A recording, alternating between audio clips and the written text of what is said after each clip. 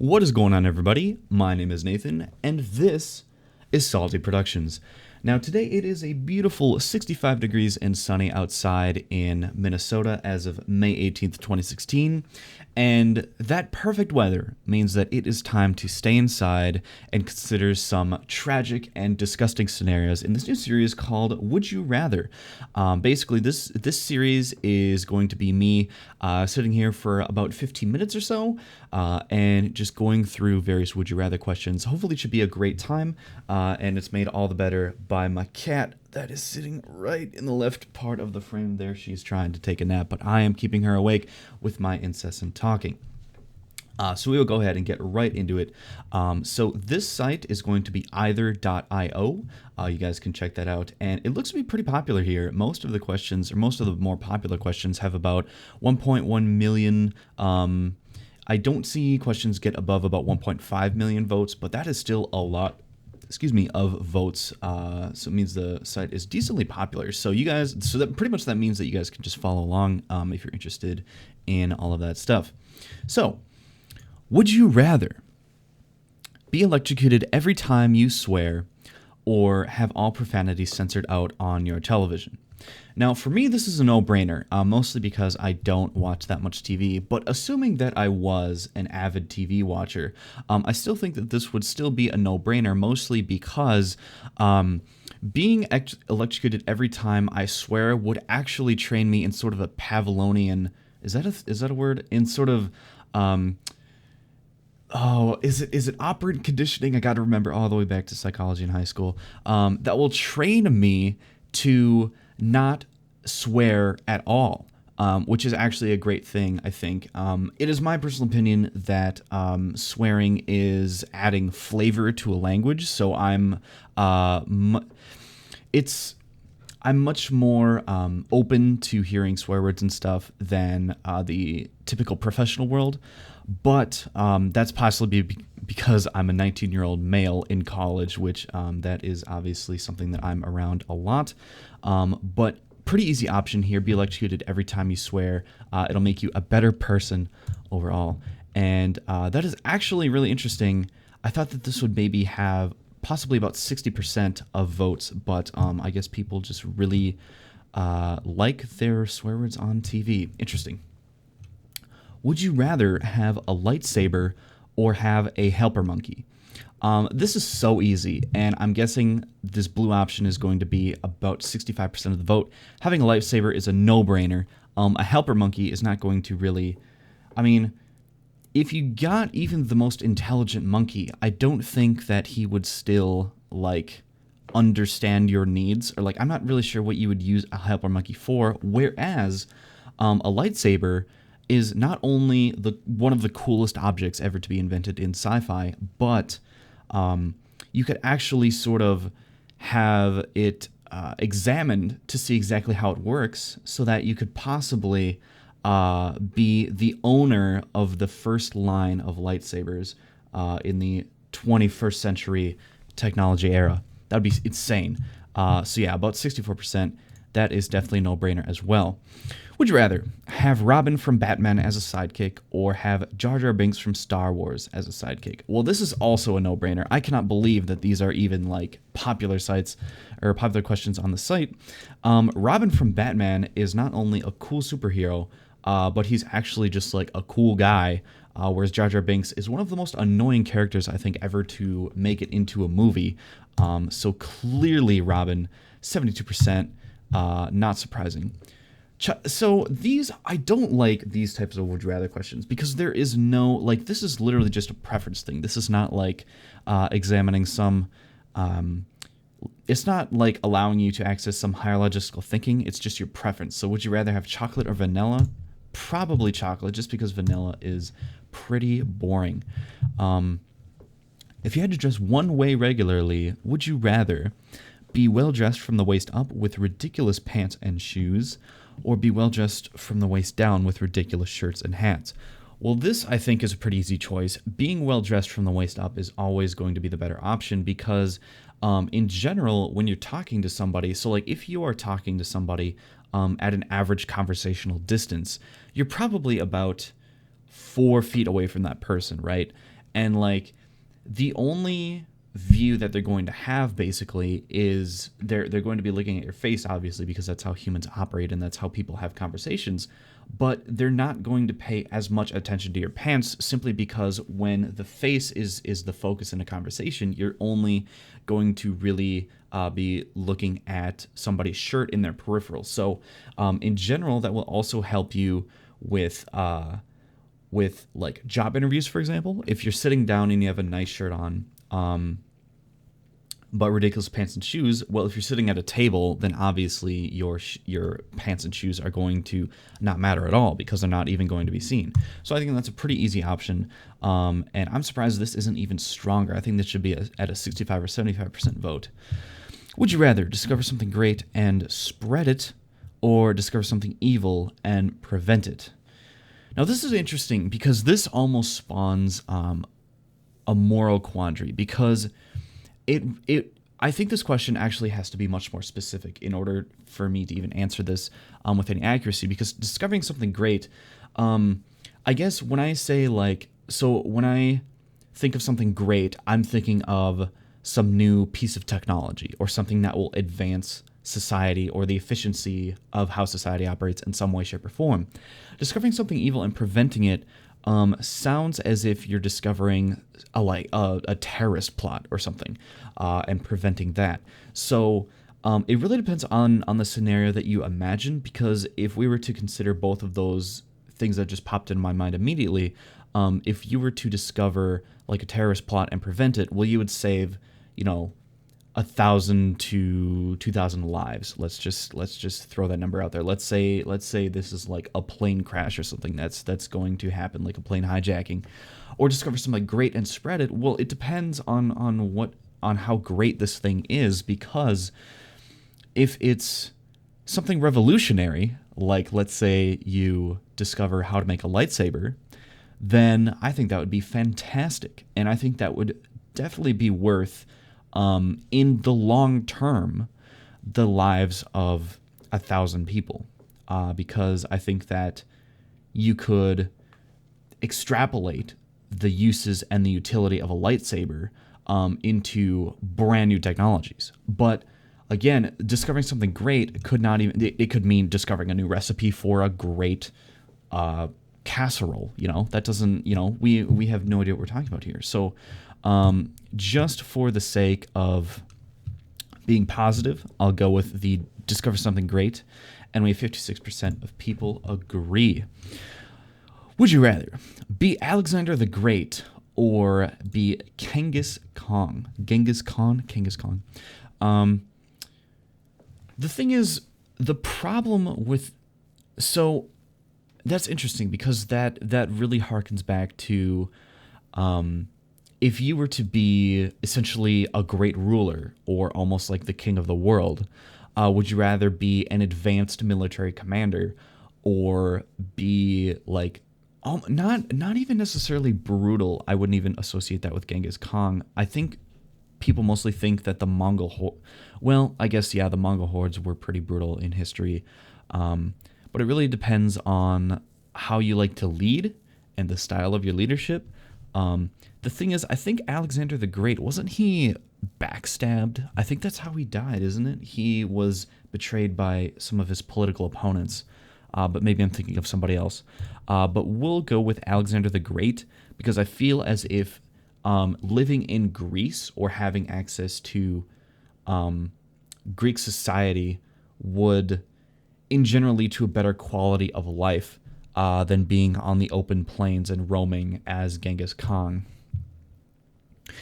If you had superpowers from an unknown origin, would you rather allow the government to experiment on you, not allow the government to experiment on you?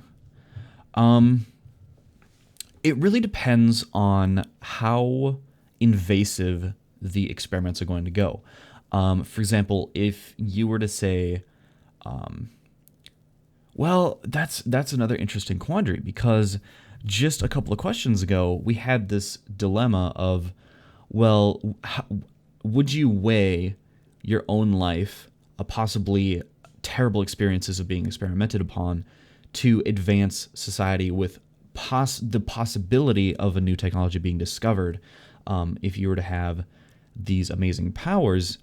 But when you make it so personal, when it's really just you by yourself, that's a very different quandary, just because it is so personal. So if we're talking about Wolverine from a movie like X-Men Origins, where that wasn't even an experiment, that was more of an augmentation.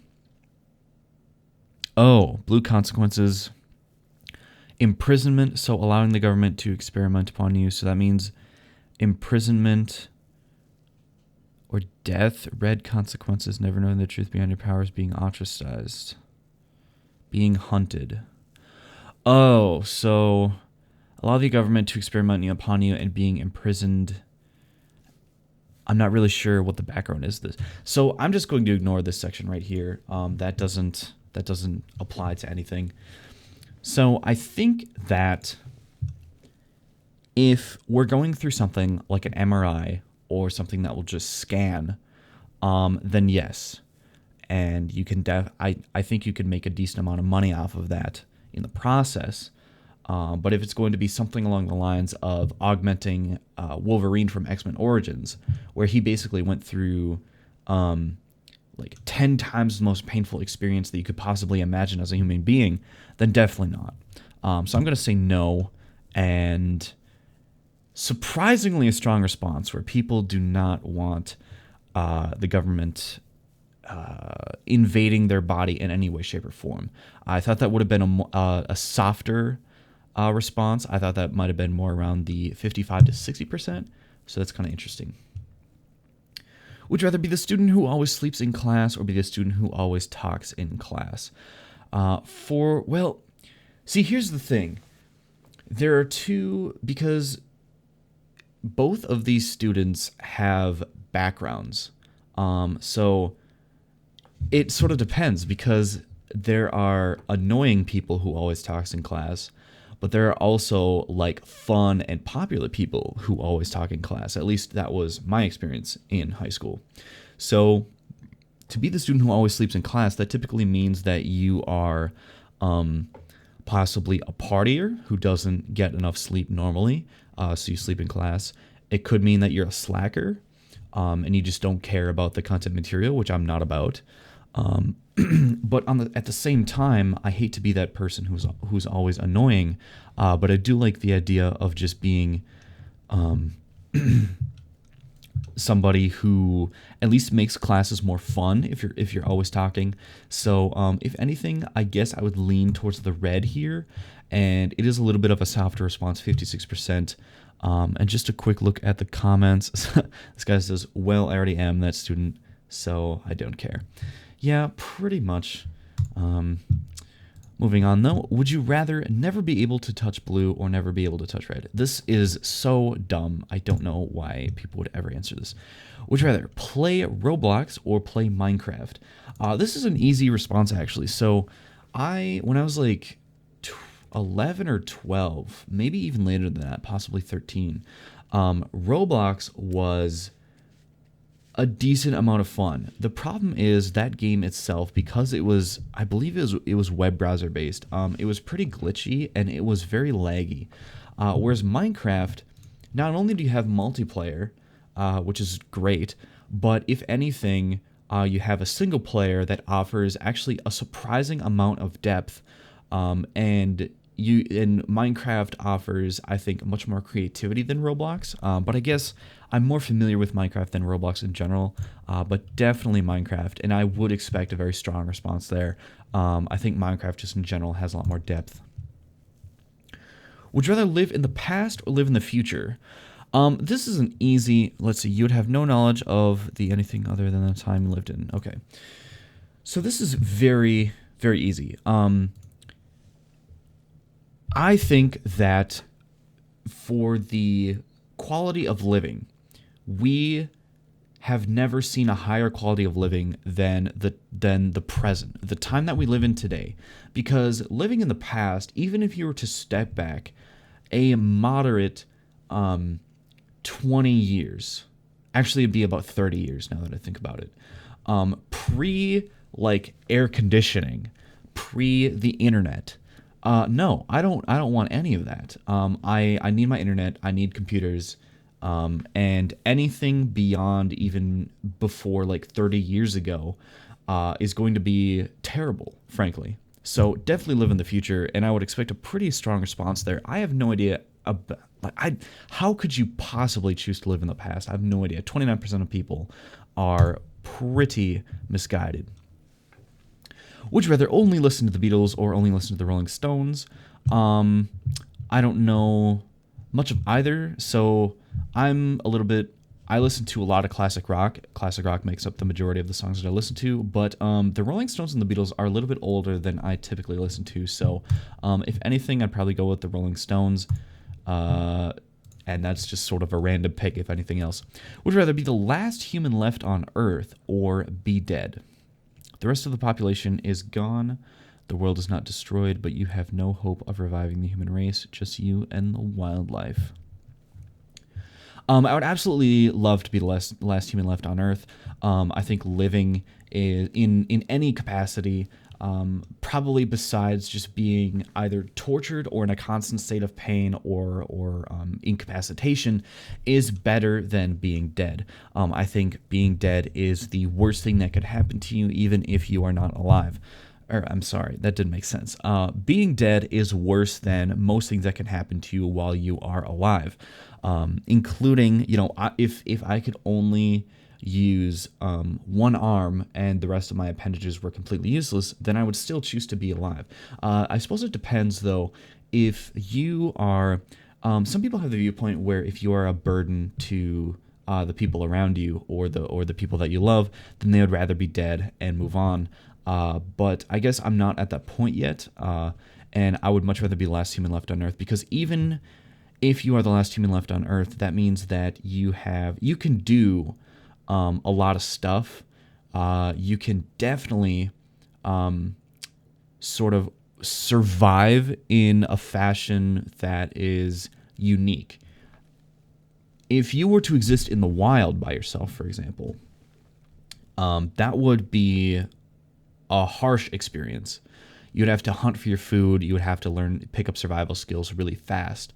But being the last human left on Earth, if all of the buildings within this planet are intact, then that means that you have easy access to food and drink, and there's enough non-perishable goods that like humans have made, at least in this country, like in the state that I'm in. You could definitely just keep hunting for grocery stores and find non-perishable goods long enough to survive. So absolutely be the last human left on Earth. And I cannot believe that this doesn't have a stronger response. Think of all of the freedom you would have as the last human left on Earth. That would be crazy, insane fun. You can always be dead once you get bored. Absolutely. If you're really that alone and that downtrodden and that depressed, then then you at least have the option to just kill yourself. I mean, it sounds dark, but sure.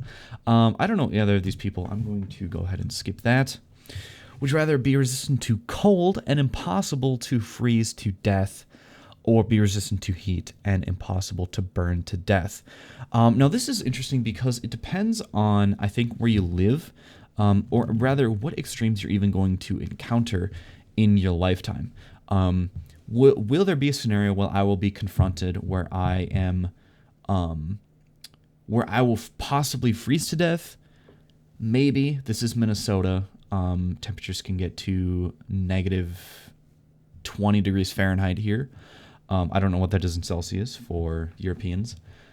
But I don't know if I would ever find a scenario where I was resistant to heat or where I would be presented with a scenario where I would burn to death. The thing about that is burning to death, though, is definitely possibly the worst way to die. Freezing to death is not so bad, but I feel as if freezing to death is more of a possibility just in my geographical location where I would live. So I'm going to go with be resistant to cold. I appreciate the cold, and I'm going to make a rule in this scenario that I can lessen my resistance if I choose to, so that I can still feel cold, because I actually like to feel moderate amounts of cold. Um, it makes sense that 60% would go with the burning to death. I think just because your average person is going to consider that burning to death is probably the worst thing that could happen to you, and I'm guessing the majority of people are going to live in really warm climates where they're actually tired of constant heat. So that does make a little bit more sense. Would you rather be starving for the rest of your life or be obese for the rest of your life? So if I'm going to be yeah, so I wanted to take a look at the comments here. Are you seriously telling me that people are so appalled by fat people that they would rather starve? That's pretty true. You can definitely be obese and live a normal life. If not, I mean, it's possible that obesity could shorten your life by a certain number of years. But to really starve for the rest of your life, not only would that feel terrible, but I think you would look sickly all the time. And I'd definitely rather be obese, I think. And I'm surprised that there isn't a stronger response here. And yeah, I don't know. I think that starving is terrible, because being starving, being hungry, does this is hard to explain. Feeling hunger is one of the feelings that we strive to get rid of the most, just biologically, just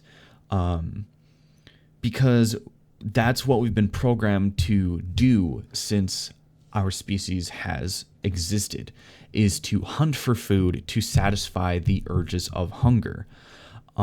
So to constantly be hungry because you are starving is possibly that's borderline torture. So the more I consider this, the more I'm surprised that people are not voting more in the red here, because starving is a terrible thing to constantly be afflicted with.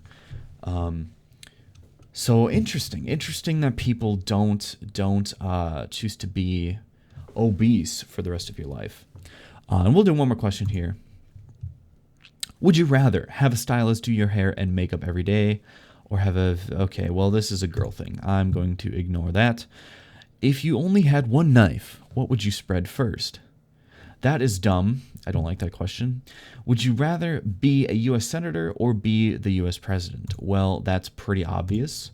Gonna keep going on until we actually find a question that's good. A lot of these questions are just dumb. Would you rather have no thumbs or only have thumbs?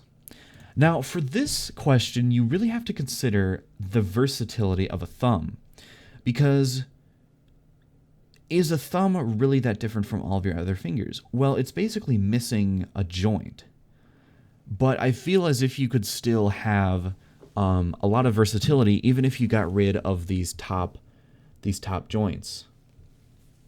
So it's pretty much, imagine if you eliminated all of the top joints here and you still had only these middle sections to work with that would attempt to grab things, or have no thumbs. Well, I feel as if not having a thumb and only having that would be a terrible thing. You couldn't do anything. I could just think of many limitations that you would have if you didn't have opposable thumbs. So I think I'd only have thumbs because I'd rather be able to grab things with one hand and still have that top joint missing. So definitely only have thumbs. And wow, that first disagreement here, 60% says have no thumbs. I would be able to give something 10 thumbs. Okay, well, that's stupid. I feel as if I'm going way in depth here. But seriously, I'm considering I would definitely not want to have no thumbs because there's so many more limitations. I mean, I suppose gaming, if we just consider the thing that I possibly do the most, just game as my number one hobby, you could definitely do that with no thumbs. But everyday tasks that you have to do, such as opening a door, turning a doorknob, making food, how are you going to handle making food and like feeding yourself if you have no thumbs? So yeah, I can't believe, I think 62% of people has not considered this question enough, because only having thumbs would actually be pretty interesting. If I could choose to have that for a day and then just like reverse back to having my normal hands, I absolutely would only have thumbs. I'd probably do the same thing for not having any thumbs, but I think that you would quickly find that having no thumbs is very limiting. But that is going to be my time for today, guys. Thank you all for watching. Thank you for participating. That's one thing that's cool about this series as well, is that the link for this question is right here, so you guys can go ahead and follow along if you want. Otherwise, I guess I'm sort of revealing the results as I go, so I don't know what kind of point there would be to that. But anyway, I hope you guys enjoyed this video. I'm hoping for this series to become a long-standing series. And yeah, so feel free to leave a rating on the video if you enjoyed it. Feel free to subscribe to my YouTube channel, youtube.com/saltyproductionshd, if you enjoy the content that I produce. And lastly, feel free to check me out on social media. There are a bunch of links down in the description. And once again, thank you for watching, and I will see you all in the next video.